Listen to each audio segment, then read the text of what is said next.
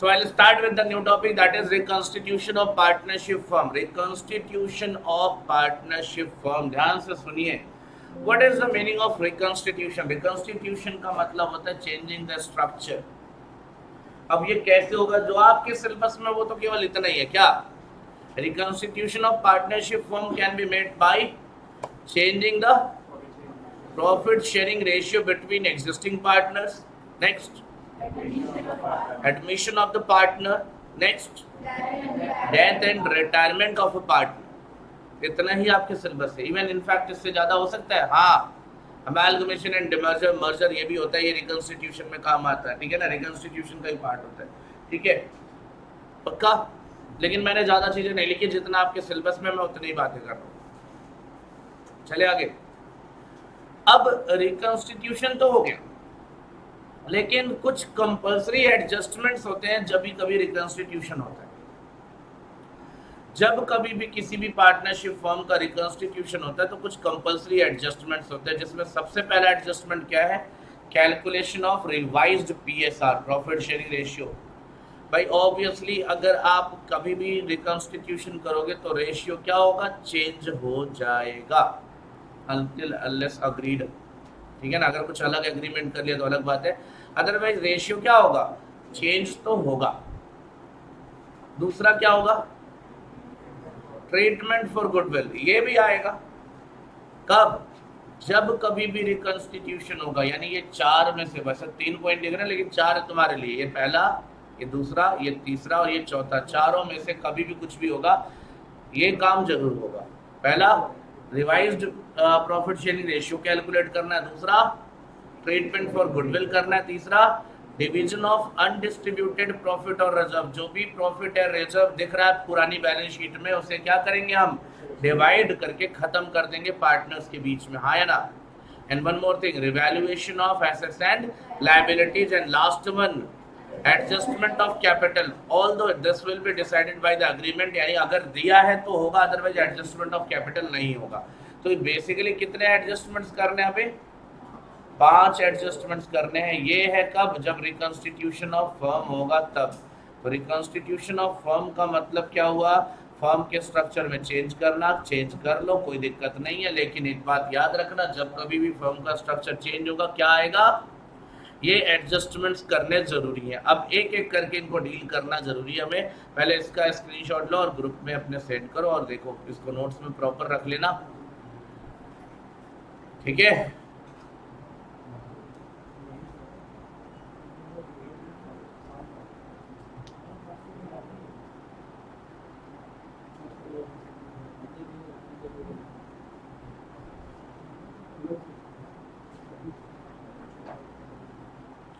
चलिए. तो अभी ये जो टॉपिक शुरू होता है, treatment for goodwill. Treatment for goodwill शुरू होता है. तो गुडविल तो बाद में देख लेंगे, पहले हम चलते हैं. पहला पॉइंट जो है, change in profit sharing ratio. ठीक है, change in profit sharing ratio. Heading देना बेटा. क्या हेडिंग दोगे? क्या लिखवाया था ट्रीटमेंट में सबसे पहले? क्या? Change in PSR between existing partners. यही था ना? बोलो. तो मैं उस पे नहीं जा रहा हूँ, मैं सीधा किस पे आ रहा हूँ? मैं इन टॉपिक्स पे आ रहा हूँ, सो दैट आप इजीली कर सकते. देखो ये 2 टॉपिक जो है तुम्हारे, I deal with it separately. इन दोनों को मैं अलग से डील कर लेता हूँ without connecting with any of the topic. इनसे कनेक्ट किए बगैर मैं डायरेक्टली डील कर लेता हूँ. Change in profit sharing ratio क्या होगा और ट्रीटमेंट फॉर गुडविल क्या होगा, इनको अलग से डील कर लेते हैं. एंड देन आफ्टर मैं एडमिशन शुरू करूंगा तो फिर उसमें ये डिवीजन, ये सब बाकी चीजें आएंगी, एडमिशन, डेथ और रिटायरमेंट में आएंगी. सो हम क्या करेंगे ना, हम कुछ इस तरह से काम करते हैं कि जो calculation of revised profit sharing ratio है, पहले वो देख लेते हैं, फिर ट्रीटमेंट फॉर गुडविल देख लेते हैं, फिर उसके बाद हम चलेंगे आगे एडमिशन एंड ऑल पे, फिर एक साथ आ जाएगा. और ये वाला टॉपिक अपने आप इसी में कवर होके खत्म हो जाएगा, याद रखना. ठीक है, चले. So from the very first point we are going to start with what? Change in profit sharing ratio, यानी calculation of revised PSR, calculation of revised profit sharing ratio. Whenever you are going to calculate revised profit sharing ratio, so there will be two particular situations. Someone will gain and someone will sacrifice. कोई gain करेगा तो कोई sacrifice करेगा, हाँ या ना? अब ऐसा कभी नहीं होगा कि केवल कोई गेन करे, ऐसा कभी नहीं होगा, और ऐसा भी कभी नहीं होगा कि कोई केवल सैक्रिफाइस करे। कोई ना कोई गेन करेगा और कोई ना कोई सैक्रिफाइस करेगा। जैसे एग्जाम्पल के तौर पर अगर नए पार्टनर का एडमिशन होता है, नया पार्टनर फर्म में एडमिशन लेता, तो जो एडमिशन ले रहा है वो क्या कर रहा है? गेन कर रहा है। जो एग्जिस्टिंग पार्टनर है वो क्या कर रहा है? ठीक है ना? रिटायरमेंट के केस में उल्टा हो जाएगा, हाँ या ना? सो जब कभी भी कोई सेक्रीफाइस करेगा तो सामने वाला कोई ना कोई गेन जरूर करेगा, याद रखना। तो अगर हम सेक्रीफाइसिंग रेशियो निकाल रहे हैं तो what is the formula? Old ratio minus, और अगर गेनिंग रेशियो निकाल रहे हैं तो what is the formula? New ratio minus old ratio. I hope that is quite okay, that is going to work, ठीक है ना? पक्की बात? अरे बोलो ना, इससे ज्यादा कोई रूल नहीं होता। अच्छा सर वो केसेस वगैरह पढ़ते हो यार, वो सिंपल बात है, वो तो कोई भी कंडीशन लगा के बदल सकता है ना। रेशियो प्रोपोर्शन पढ़ते हो ना, सिंपल देखा जाए तो रेशियो प्रोपोर्शन तो सिंपल है, लेकिन उसमें एक के बाद एक उसमें कई चीजें ऐड ऑन करी जाती है, कई तरीके के कंसेप्ट लगाए जाते हैं, चेंज किया जाता है कंडीशन, रेशियो बदलने लगता है ना? बोलो। तो ये ओके है? आपको प्राइमरीली ये दो चीजें याद रखनी, क्या? Sacrificing ratio and gaining ratio. पहले तो आप इतने का ही केवल फोटो लेंगे, इससे ज्यादा नहीं। अभी जो गुडविल वाला ट्रीटमेंट है एक साथ करूंगा, मैंने बोला ना, ठीक है? केवल इतने की बात करेंगे। गुडविल वाला जो ट्रीटमेंट होगा दोस्तों वो मैं अलग से करूंगा, उसको आप यहाँ पे मिक्स नहीं करोगे, वो पूरा एक साथ समझ में आएगा, टेंशन मत लो, ठीक है? इतना ओके होगा? Okay, so I will start with the ratios, very first thing. अभी इसमें तो गुडविल ही है ज़्यादातर इस चैप्टर में, तो I will go with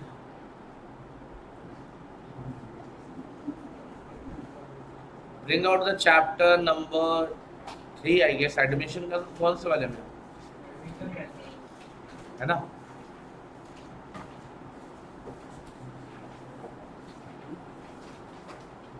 I देखो, एग्जिस्टिंग पार्टनर्स के बीच में जो रेशियो चेंज होगा वो तो वही है, तुम्हारा खत्म हो गया। अभी लिखोगे बेटा आपको कुछ नहीं निकालना, आप इधर देखो, ठीक है? हेडिंग देना आप लोग, क्या जब कभी भी आप अभी नोट्स बनाओगे तो कैसे लिखोगे, ध्यान से देखो। इन केस ऑफ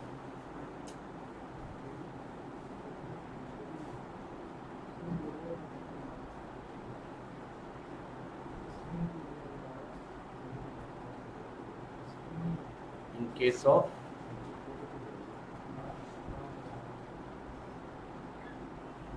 एडमिशन, ठीक है ना? यहां से शुरू कर रहा हूं। इन केस ऑफ एडमिशन की अगर बात करी जाए तो क्या है? सबसे पहला कैलकुलेशन ऑफ पीएसआर में सबसे पहला क्या है? देखो ये तो तुम्हारा मेन हेडिंग था, calculation of profit sharing ratio, revised profit sharing ratio. when only old ratio and share of new partner is given, जब केवल और केवल आपको क्या मिल रहा है?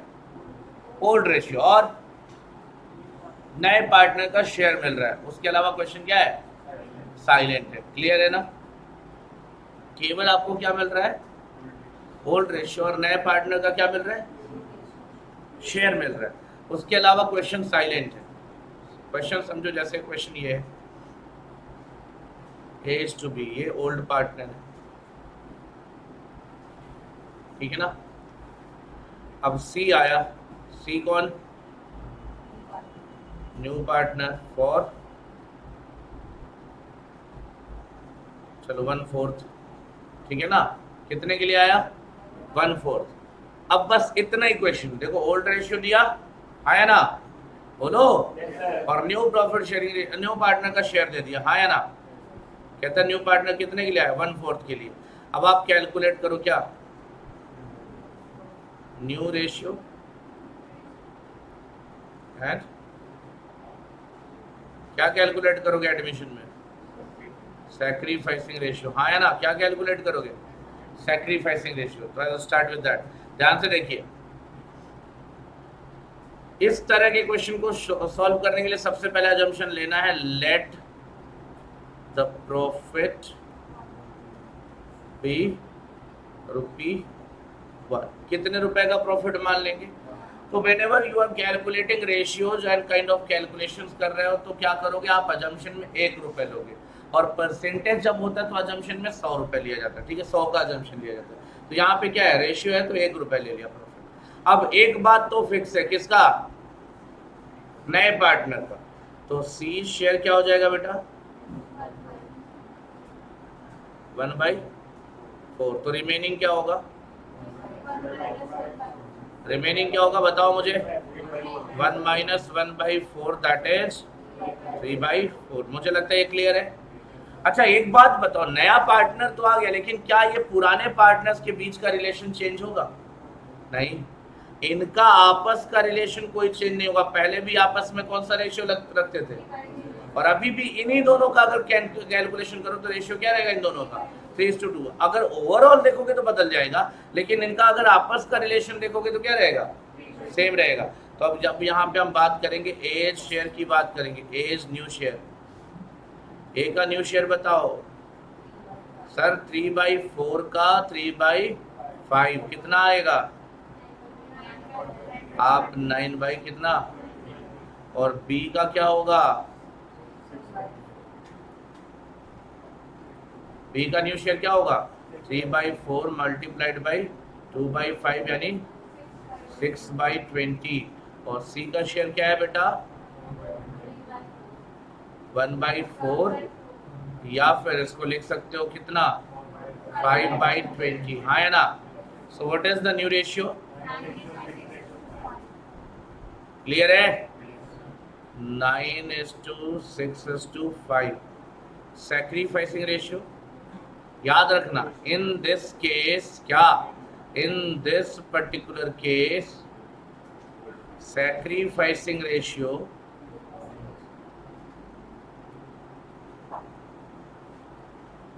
will be equal to क्या, ओल्ड रेशियो, क्योंकि आपस में उनका रिलेशन क्या हुआ है, सेम है ए और बी का। तो what will be the sacrificing ratio बेटा, 3:2। ये है केस नंबर 1 आपके सामने। ठीक है, ये केस नंबर 1 है, पूरा करोगे एक साथ।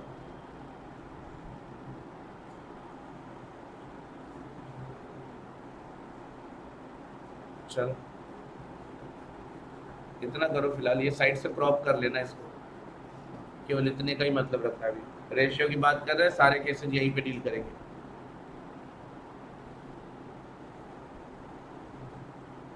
ठीक है, I am just recalling the factors जो आपने पढ़ा हुआ है थोड़ा बहुत। ठीक है, अब इतना थोड़ी ना कि ये सब चीजें तुम्हारे लिए बहुत मुश्किल काम है, और या फिर एग्जाम में पूछा, एग्जाम में बहुत कम चांसेस है सब चीजें आने की। ठीक है, तो ये हो जाएगा आपका। अच्छा क्वेश्चन की जहां तक बात करोगे, एग्जैक्टली इस पर्टिकुलर बुक में भी क्वेश्चन शुरू हुआ है 5वें से, इलस्ट्रेशन नंबर 5 मैं लेके चलता हूँ सीधा। देखो ये वाला पॉइंट मैंने आपको समझा दिया, बोलो यही तो समझाया यार। अभी तक आपको क्या नोट्स मिला, यही तो मिला है, calculation of profit sharing ratio, sacrificing gaining ratio बता दिया। उसके बाद केस 1 बताया मैंने, one old ratio and share of new partner is given and other thing is silent, है ना। बोलो कि, और ये समझा दिया। थोड़ा डिफरेंट क्वेश्चन लिए तो क्या हुआ, आप देख लेना क्वेश्चन, आपके लिए यहाँ एग्जाम्पल है, ये देख लेना एग्जाम्पल। ठीक है, ये आपके लिए। अब केस नंबर 2 नोट भी बता दिया। Case number 2, what is case number 2, बोलो बेटा। केस नंबर 2 क्या है, when new partner acquires or purchases, new partner acquires or purchases his share from old partners। एक ही केस है, अब यहाँ पे 3-4 केस बना के देगा, लेकिन है तो एक ही बात, तुम अक्वायर करो या परचेज करो, you are getting your share from the old partners. हाँ या ना, क्लियर, बोलो। तो एग्जाम्पल देखो, यहाँ पे ये मिल रहा है तुम्हें, ये वाला A and B are partners, कितने रेशियो में है? 3:2. They admitted C as new partner. A surrenders 1/3 of his share, of मतलब मल्टीप्लीकेशन होता है, याद रखना, of his share, and B surrenders 2/3 of his share in favour of C. Calculate new ratio. हाँ या ना? अच्छा ये केस 3 है, केस 2 पे जाना था यार, ये ए एंड बी दोनों एक ही बात है, टेंशन मत लो, दोनों चीजें एक ही है, एक ही टॉपिक से रिलेटेड, कोई केस चेंज नहीं हुआ, केस 2 में ही है. अब ए और बी खुद अपनी श्रद्धा से सरेंडर कर दे या आप खुद उनसे ले लो, दोनों का मतलब क्या है यार, एक ही बात है. A and B are partner sharing profits and loss in the ratio of 3:2. ये यहाँ पे लिखा है. They admit C as a new partner for 1/3 share in profit, future profit, which he gets 1/9 from and 2/9 from B. अब ये उनसे लिया, एक ही बात है ना, उन्होंने आपको दिया या आपने उनसे लिया, बात तो एक ही. हाँ रेशियो थोड़ा डिफरेंट हो जाएगा. 1/9 फ्रॉम ए मतलब माइनस करना है, 2/9 फ्रॉम बी मतलब माइनस करना है, ठीक है ना. तो यही केस है. अब आप चलिए देखिए केस नंबर 2 पे. ए का ओल्ड शेयर क्या था? 3/5, 3:2 तो था. ए का सैक्रिफाइस दे रखा है कितना? 1/, तो ए का न्यू शेयर कितना आ जाएगा? 3/5 minus, you will get that. ऐसे बी का ओल्ड शेयर क्या दिया था? 2/5, उसका सैक्रिफाइस क्या दिया? 2/, और 2/9 माइनस करोगे कितना आ जाएगा? 8/45. सी को कितना मिलेगा? अरे वो दे तो दिया, 1/3 बोला तो था, 1/3 बोला था, लेकिन अब सबका बेस 45 आ रहा है, तो इसका बेस 45 कैसे बनाओगे? 15 से मल्टीप्लाई कर दो, 45 का बेस आ जाएगा. ये हो गया तुम्हारा 15/45. So you are getting the new ratio. हाँ है ना, you are getting the new ratio ना. और सैक्रिफाइसिंग रेशियो, अरे सर क्वेश्चन में दिया नहीं था 1:2, 1/9, 2/9 सैक्रिफाइस कर रहे हो, तो सैक्रिफाइसिंग रेशियो क्या होगा? वही होगा. गो फॉर दैट. ये केस 2 है. नोट्स प्रॉपर होने चाहिए, हर केस पे एक क्वेश्चन जरूर करना है आपको, एक क्वेश्चन. बाकी क्वेश्चन जो है नोट्स में एक क्वेश्चन करना है, बाकी आपका जो प्रैक्टिकल क्वेश्चन, अभी एक एग्जांपल है ढेर सारा, भी वो करना तो है ही आपको, ठीक है.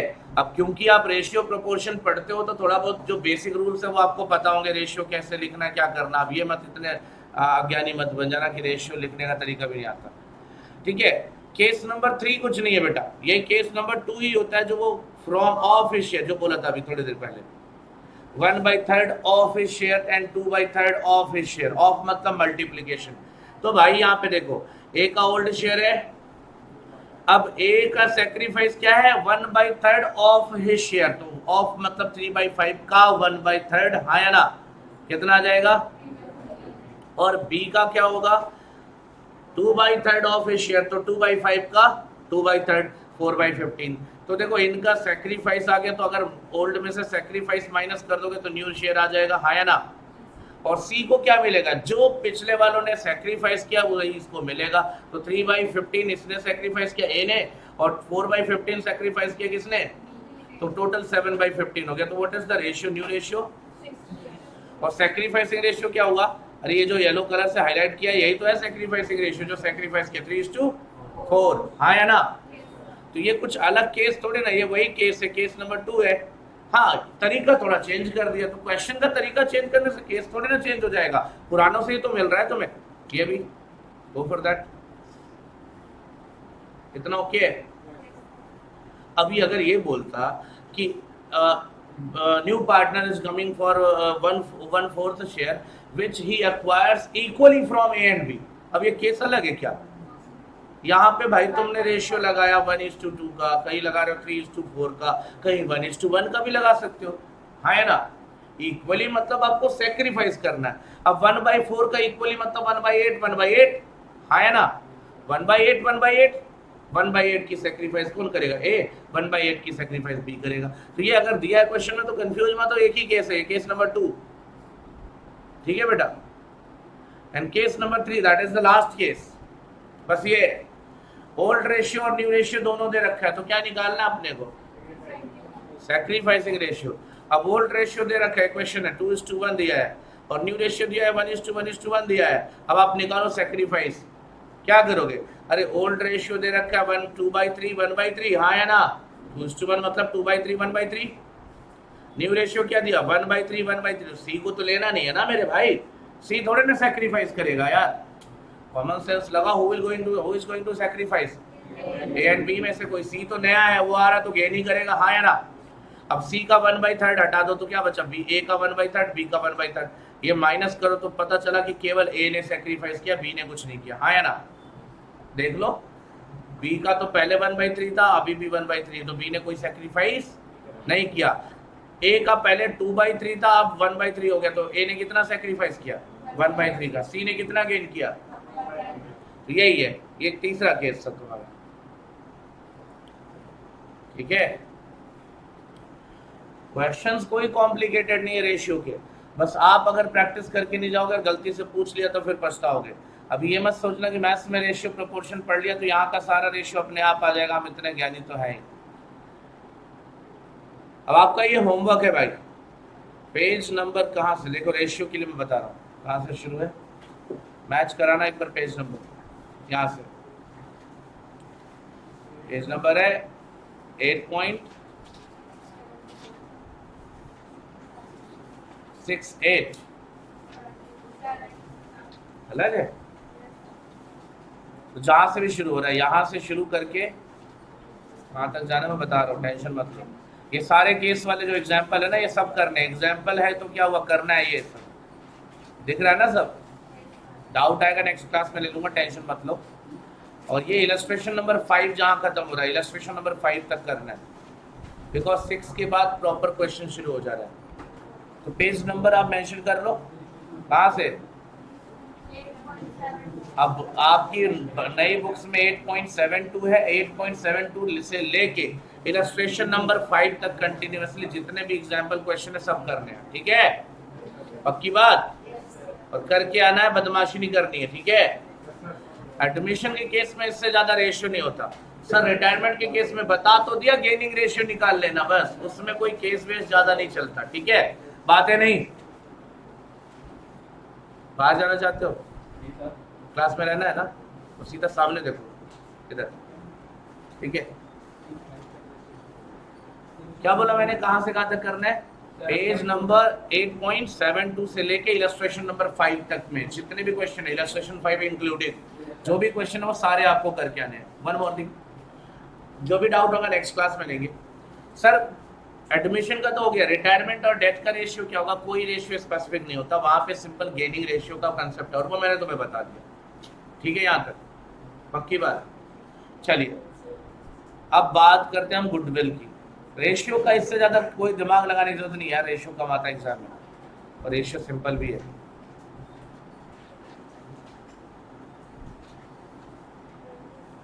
वापस आऊंगा ना, अब तो गुडविल पे आऊंगा ना, यूनिट 2 पे।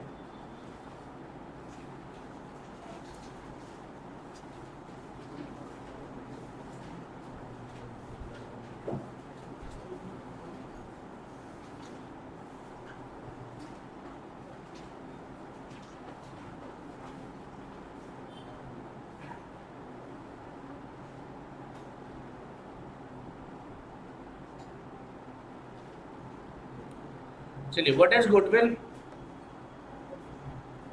गुडविल क्या होता है, अरे क्या बात है, तुम लोग तो सब कुछ जान गए। और क्या होता है गुडविल, डेप्रिसिएशन, रेप्यूटेशन। अच्छा, क्या किसी फर्म की रेप्यूटेशन नहीं है तो उसकी गुडविल होगी, अब बोल, अब यार ये तुम बोल रहे हो गुडविल को, बात तो तुम्हारी कंसेप्चुअली सही है, लेकिन अकाउंटिंग थ्योरी इस बात को डायरेक्टली रिजेक्ट करता है, धक्के मार के बाहर निकाल दिया, कहता है तुम जिस गुडविल की बात कर रहे हो वो केवल आपका एक फैक्चुअल बात है, रियलिटी तो वो है जो गुडविल आपको रिटर्न देकर जाए। जब आपको जितना एक्सपेक्टेड, वो गुडविल जो अकाउंटिंग में होता है ना एक्चुअली, वो रियल लाइफ की गुडविल का जो डेफिनेशन है उससे अलग होता है। जो आप पढ़ रहे हो रेप्यूटेशन है, नेम फेम है, मार्केट लोकेशन है, एनी काइंड ऑफ पॉजिटिविटी, हाँ है ना, गुडविल किससे क्रिएट होती है, पॉजिटिव चीजों से, हाँ है ना। अकाउंटिंग थ्योरी टोटली रिवर्स है, वो कहता है पॉजिटिव नेगेटिव भाड़ में जाए, हमें फर्क नहीं पड़ता। गुडविल वही कहलाता है जिससे हमें प्रॉफिट ज्यादा मिले। यानी हमेशा जब अकाउंटिंग की बात होगी तो मटेरियलिस्टिक होगा, मटेरियलिस्टिक होगा। और जब एक्चुअल थ्योरेटिकल, अगर तुम थ्योरी लिख रहे हो गुडविल में तो जो तुम लिख रहे हो वो सही लिख रहे हो। अकाउंटिंग में ये चीज कंसिडर नहीं करी जाती। I hope you are getting whatever I am saying, कि अकाउंटिंग में उस गुडविल की कोई इज्जत नहीं है जिसकी मनी वैल्यू, मनी रिटर्न मुझे ना मिले, मॉनेटरी रिटर्न ना मिले। अब इस भाई की बड़ी तारीफ होती है, इसकी दुकान की बड़ी तारीफ होती है, बहुत अच्छा बंदा है, इतना मतलब हीरा है, इसके वहां सामान खरीदो, बहुत बढ़िया बंदा है, मतलब इतनी मीठी बातें करता है, इतना अच्छा, बड़े इज्जत से जाओ तो पहले तो दुनिया चाय पूछती है, बंदा सीधा सीधा वो कौन भूखड़ आ गया भाई क्लास में। अच्छा ये आया समोसे, घर से नाश्ता करके आया करो, भूखड़ हो, यहाँ पे सब खाना पीना। मैं तो उसका कुछ और भी मतलब वो बेचारा पानी पिलाता है ना, उसमें कुछ मिला के, ठीक है। तो बड़ा इज्जत है इसका, मार्केट में बड़ी इज्जत है। लेकिन जब लोग सामान खरीदने जाते हैं ना तो इसके पड़ोस वाले के वहां जाते हैं।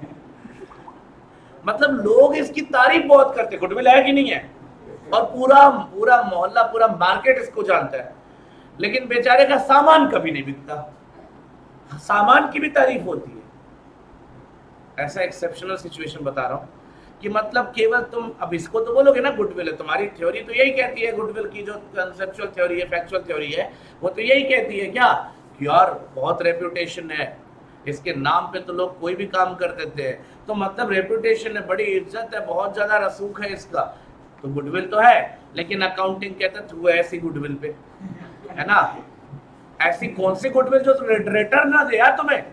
गुडविल अगर रिटर्न नहीं देता तो गुडविल नहीं है, अकाउंटिंग कहता है ऐसी गुडविल नहीं है। अच्छा एक और बंदा है, दूसरा बिजनेसमैन, ये बीच में छिप गया, ये इसको पूरा मोहल्ला गाली देता है ना, बड़ी गालियां देता है, एक नंबर का चोर है, ऐसा बिजनेसमैन तो भगवान धरती में बना ही ना। लेकिन सामान फिर भी सारे इसी के वहां से खरीदते हैं, और जितना प्रॉफिट इसको कमाना चाहिए उससे कई गुना प्रॉफिट कमा लेता है। अब बताओ, वैसे तो देखो तुम्हारी थ्योरी क्या कहती है, गुडविल नहीं है, इज्जत ही नहीं है, सामने पड़ता तो मुंह फेर लेते लोग, है ना, और मनी मन चार गाली देके जाते हैं। लेकिन प्रॉफिट जो मटेरियल रिटर्न है वो तो मिल रहा है इसको, उसको बोलो ग्रेविटी बहुत कम है वहां पे, सीधे बैठे, है ना। घर से पढ़े क्या सर पे, क्या पढ़ते मम्मी से, सीधा बैठो, क्लास में हो तो इज्जत से बैठो जैसे बच्चे बैठते हैं, जानवरों की तरह लेट के बैठने की जरूरत नहीं है, ठीक है। तो सर आप इतना तो डिफरेंस समझ गए कि एक्चुअल रियलिटी और जो आपका मटेरियलिस्टिक रियलिटी है, दोनों में जमीन आसमान का अंतर। हालांकि ये बात केवल कहने की है, जिसकी रेपुटेशन होती है उसकी प्रॉफिटेबिलिटी अपने आप ठीक होती है, एक्सेप्शंस भी तो हो जाते हैं यार। तो गुडविल को अगर अकाउंटिंग में लेकर आओगे जब कैलकुलेशन में, तो सीधा कनेक्शन किससे बैठा दोगे, प्रॉफिटेबिलिटी से। अगर थ्योरेटिकली लिख रहे हो तो किससे लिखोगे, जो आप थ्योरी पढ़ रहे हो वही सही है, ठीक है ना, क्लियर। अरे समझ में आया नहीं आया, यही तो बात है ना, यही तो समझना है। तो गुडविल को यहाँ पे हम बेसिकली किससे डिनोट करेंगे, the capacity of an organization to earn extra profit. If the organization is earning extra profit, ज्यादा प्रॉफिट कमा रहा है कौन, organization is earning more than the expected profit, extra profit जिसको सुपर प्रॉफिट बोलोगे। तो ये जो तुम्हारी कैपेबिलिटी क्रिएट हो रही है ना, ये क्या कहलाएगी, कैपेसिटी, ये गुडविल कहलाएगी। यानी ये जो एक्स्ट्रा प्रॉफिट, यानी ये जो सुपर प्रॉफिट मिल रहा है, किसकी वजह से मिल रहा है, तुम्हारे एफर्ट्स नहीं है, तुम्हारे एफर्ट्स के लिए तो नॉर्मल प्रॉफिट है, एक्स्ट्रा प्रॉफिट जो तुम कमा रहे हो तुम्हारे एफर्ट्स नहीं, वो तुम्हारी गुडविल का रिटर्न है। क्लियर है ना, बोलो अभी समझ में आ रहा है ना, अकाउंटिंग थ्योरी है ये गुडविल की, कंसेप्चुअल तो अलग बात है, कहानी लिखोगे ना थ्योरी पूछी जाएगी। मान लो अगर कहता है डिफाइन गुडविल, एग्जाम में क्वेश्चन आया 4 नंबर, कहता है define goodwill and features of the goodwill, लिखो ना भर भर के, कोई दिक्कत नहीं, सब सही बोल रहे हो, कोई गलत नहीं बोल रहे हो, ठीक है ना। लेकिन जब कैलकुलेशन करने जाओगे तो आपको यही ध्यान देना है कि गुडविल वही है जिससे हमें क्या हो, एक्स्ट्रा प्रॉफिट मिले। गुडविल का मतलब है कस्टमर हमारे वहां बने रहे और ज्यादा रिटर्न आए, हाँ है ना, और तो और नए कस्टमर भी ऐड ऑन हो, ठीक है, पक्का। गुडविल कितने तरह के होते हैं तो देखोगे दो तरह की गुडविल होगी। पहला क्या है, परचेज्ड गुडविल, एंड दूसरा क्या है, सेल्फ जनरेटेड गुडविल। परचेज्ड और self generated goodwill. Purchased goodwill क्या होता है सर, या एक्वायर्ड भी बोल सकते हो, जिसको हमने खरीदा है। अरे किसी का रनिंग बिजनेस हमने खरीदा है, रेप्यूटेड बिजनेस हमने खरीदा, बहुत रेप्यूटेशन थी मार्केट में, उस बिजनेस को हमने खरीद लिया। अब वो बिजनेस की बनी बनाई गुडविल हमें मिल गई। अब 100 करोड़ का उसका नेट एसेट था, लेकिन मेरे से 150 करोड़ लिया, 50 करोड़ एक्स्ट्रा किस लिए? उसने कहा ये जो नाम बनाया है ना, ये नाम ऐसे तो नहीं बनाया, आज तुम आओगे बिजनेस में तो बना बनाया प्रॉफिट मिलेगा, उसके लिए मुझे पैसे चाहिए, बहुत मेहनत लगी है। तो वो जो रिटर्न ले रहा है 50 करोड़, वो किस चीज का ले रहा है? वो गुडविल का ले रहा है, हाँ है ना। अब ये परचेज गुडविल बैलेंस शीट में शो होगी? हाँ बिल्कुल शो होगी, यही तो शो होगी, क्योंकि इसकी एक्विजिशन कॉस्ट है तुम्हारे पास, और कॉस्ट है तो तुम्हें क्या करना है, क्या करना है, लिखना है, हाँ है ना। ए तुम दोनों खड़े हो ना, कितनी बातें कर रहे हो तुम लोग, कितनी बातें कर रहे हो? खड़े हो ना दोनों के दोनों, क्या बात है, नॉन स्टॉप चल रही है क्लास में। कल से अगर किसी भी बैच में तुम दोनों साथ में बैठ गए तो ठीक नहीं है। पढ़ने आते हो, यहाँ पे बात करने नहीं आते हो, ठीक है ना, डन, बैठ जाओ। नॉन स्टॉप सामने बैठो, दिखाई दे रहे हो, हाइट भी अच्छी खासी, इतने छोटे नहीं हो दिखाई नहीं दोगे, साफ दिख रहे हो, तुम बात कर रहे हो। अच्छा, अच्छी बात नहीं है ना बेटा, इतनी फीस भर, मतलब फीस भरी बात करने के लिए, मतलब हद है यार, ये तो यही बात हो गई सर। इससे अच्छा टॉक टाइम ले लेते, रिचार्ज करा लो, जिसको मर्जी कस्टमर केयर पे भी फोन लगा लो, उससे भी बात कर लो, फ्री में हो जाएगा। इतनी फीस भर के बात करने के लिए आए हो तुम यहाँ क्लास में, धोखा दे रहे हो तुम माँ बाप को भी, और हमें भी। हमें क्या दोगे तुम धोखा, अपने आप को भी। चलिए, परचेज्ड और acquired goodwill shown in balance sheet at its acquisition cost, clear है, क्योंकि you are acquiring this particular goodwill at by paying some cost, कुछ पेमेंट करके गुडविल एक्वायर कर रहे हो यार, फ्री में तो नहीं आ रहा। और अगर फ्री में नहीं आ रहा है तो you are going to record that. अरे एक बात बता, एसेट है या लायबिलिटी है ये गुडविल? एसेट है, और एसेट को रिकॉर्ड करने के लिए कुछ चाहिए होगा, हाँ सर उसकी कॉस्ट चाहिए। कॉस्ट मिल रहा है इसका, हाँ सर हमने अभी 50 करोड़ रुपए देके खरीदा, तो 50 करोड़ क्या उसकी कॉस्ट है, और कॉस्ट रिकॉर्ड हो जाएगी, हाँ या ना, जवाब दो, पक्की बात। अच्छा, एक गुडविल और होती है जो सेल्फ जनरेटेड गुडविल कहलाती है। क्या कहलाती है? Self generated goodwill. What is self generated goodwill? जो गुडविल अपनी बनी है। देखो, जिस गुडविल को आपने पैसे देके खरीदा है ना, वो आपके लिए तो परचेज्ड गुडविल है, लेकिन जो सामने वाला बंदा जिसने बेचा है ना, उसकी क्या थी? बनाई हुई गुडविल है, सेल्फ जनरेटेड गुडविल है। अब आप बताओ, सेल्फ जनरेटेड गुडविल की कॉस्ट होती है क्या? सर ऐसा थोड़ी ना होता है कि मैं एक्स्ट्रा खर्चा करता हूं, मैं अपना काम ईमानदारी से कर रहा हूं, अपने आप लोगों को नाम पता चल गया, रेपुटेशन मार्केट में हो गई, और अपने आप लोगों ने एक्स्ट्रा पेमेंट करना शुरू कर दिया, और प्रॉफिट मेरा ज्यादा होने लगा, गुडविल बन गया, हाँ या ना? सिंपल समझ में है। अब ईमानदारी से काम करने का मतलब क्या, ये कोई ऑप्शन तुम्हारे लिए? बोलो, ये तो कंपल्सरी है ना, हर किसी को काम कैसे करना चाहिए? ईमानदारी से। तो तुमने भी वही किया, तो तुमने एक्सेप्शनल कुछ नहीं किया, एक्सेप्शनल नहीं किया। हालांकि बात सही है, तुमने एक्सेप्शनल ही किया, क्योंकि लोग ईमानदार रहे ही कहाँ है ना, धरती पे ईमानदार लोग बचे कहाँ, लेकिन तुमने बड़े ईमानदारी से काम किया, तो लोग तुम्हारी तारीफ करने लगे। हालांकि कोई तारीफ नहीं होनी चाहिए। अभी पुलिस वाले चोर पकड़ लेते ना, तो क्या होता है, अरे बड़ा अच्छा काम किया भाई, कौन सा अच्छा काम किया, बनाया क्यों था इनको पुलिस वाला? लेकिन सबको पता है पुलिस वाले चोर से सेटिंग करते हैं, पकड़ते तो नहीं है। तूने पकड़ा, तूने अच्छा काम किया, हाँ या ना? मोदी जी आते हैं या कोई भी पॉलिटिशियन आता है, वो ना माइक पे खड़े होके हमने किया, तो तुम्हें प्रधानमंत्री बनाया क्यों था? हाँ बोलो। अब ये बात भी तुम एहसान जता रहे हो।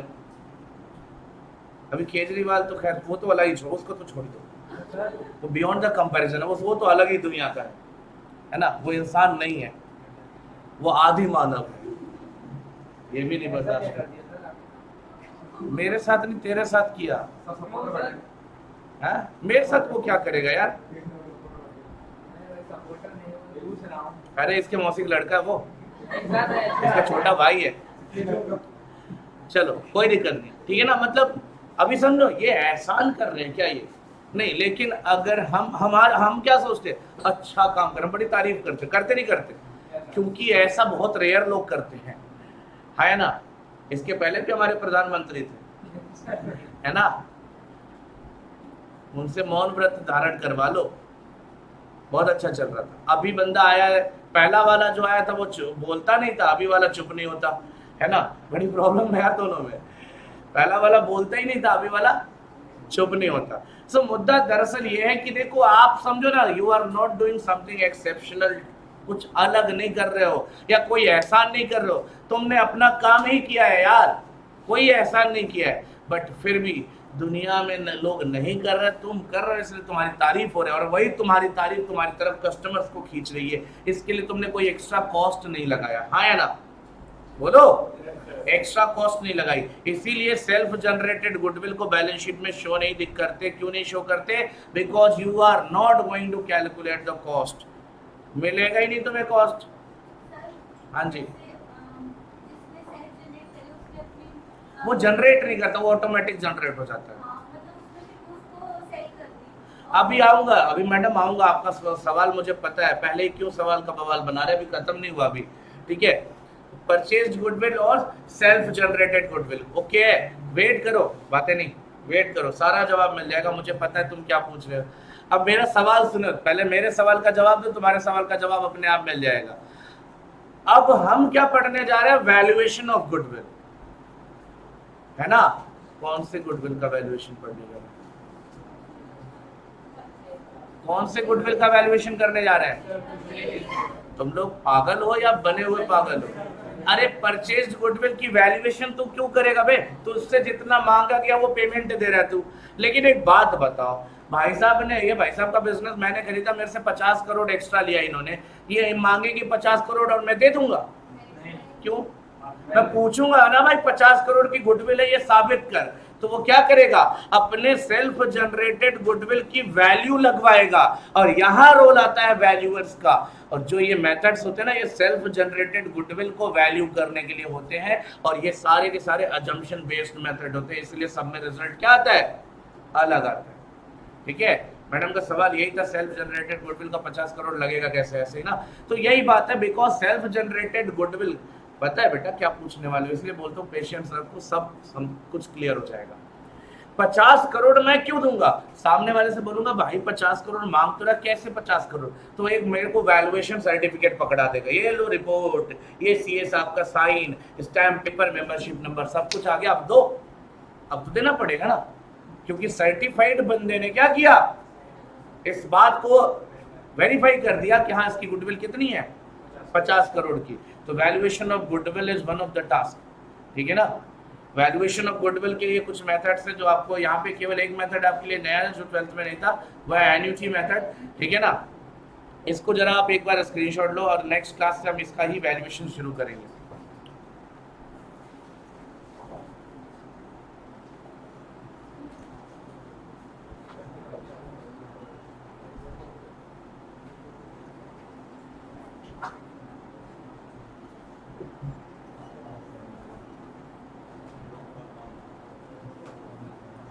और भाई फॉर्मूले की जहाँ तक बात है,